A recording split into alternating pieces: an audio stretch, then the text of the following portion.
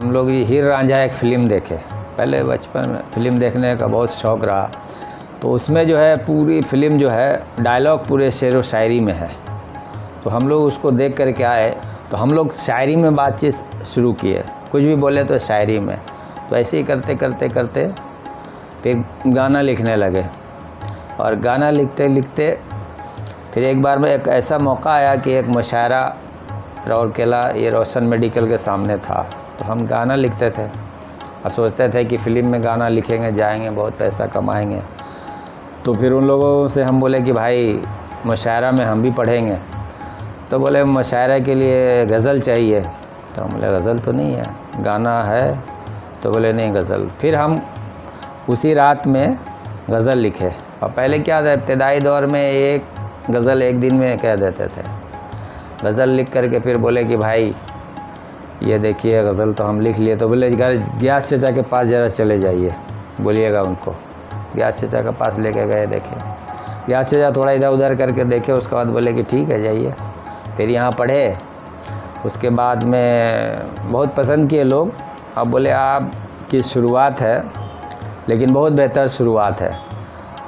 آپ جو ہے کسی استاد کو پکڑ لیجئے۔ تو ہم راجگامپور میں گھائل فریدی صاحب تھے، وہاں گئے، تو انہوں نے مجھے ناصر بلہوری ایک بلہور کے تھے، بولے ان کو دیکھیے آپ شاگرد بنائیے۔ پھر ان کے شاگردی میں رہے بہت دنوں تک، 1992 سے لے کر کے 96 تک۔ اس کے بعد شادی ہوئی، شاعری چھوڑ دیے، روزی روٹی کی فکر میں لگے رہے۔ اس کے بعد پھر 2012 میں جو ہے پھر شاعری شروع کیے،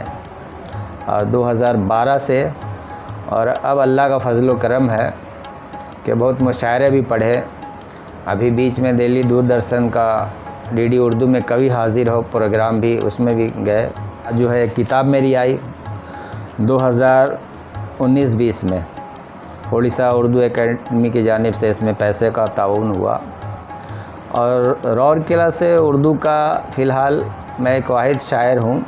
کیونکہ شاعری جو ہے ایک کھیل نہیں ہے، تماشا نہیں ہے، کسی کے شعر کو پڑھ دینا، اسٹیج پہ آ کر کے واہ واہی لوٹ لینا، یہ نہیں ہے، شعر خود سے کہنا پڑتا، اسی کو شاعر کہتے ہیں۔ لیکن میرے لیے اب یہ مشکل نہیں رہا، کوئی بھی موضوع آ جائے، کسی بھی اس پہ وشے پہ جو ہے ہم شعر کہہ سکتے ہیں۔ شعر کہنا لکھنا مشکل ہے، شعر لکھا نہیں جاتا، کہا ہی جاتا ہے کہ ہم شعر کہے اور ذہن میں بات آئی اور اس کو پھر جو ہے کاغذ پہ اتار دیے،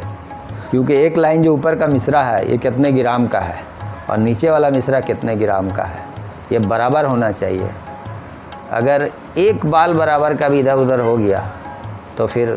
آپ شاعر نہیں کہلائیں گے، کیونکہ اردو سے تہذیب ہے، تمیز ہے، اس سے جو ہے نا اردو سے جو ہے تہذیب کی خوشبو آتی ہے، کہ اردو کے لیے ہم لوگ کوشش نہیں کر رہے ہیں، ایک دو آدمی سے کچھ نہیں ہوتا ہے، جبکہ سارے لوگ اردو کو آگے بڑھانے کے لیے کوشش نہیں کریں گے تو یہ ممکن نہیں ہے۔ اگر ہم لوگ ابھی اردو کا کوئی ایک مشاعرہ کروانا چاہتے ہیں تو بہت مشکل ہوتی ہے، کہ زندگی ان کی بنانے کی تو کوشش کرنا، اچھی تہذیب سکھانے کی تو کوشش کرنا، اور سوکھی روٹی پہ گزر ہو تو کوئی بات نہیں، سوکھی روٹی پہ گزر ہو تو کوئی بات نہیں، اپنے بچوں کو پڑھانے کی تو کوشش کرنا۔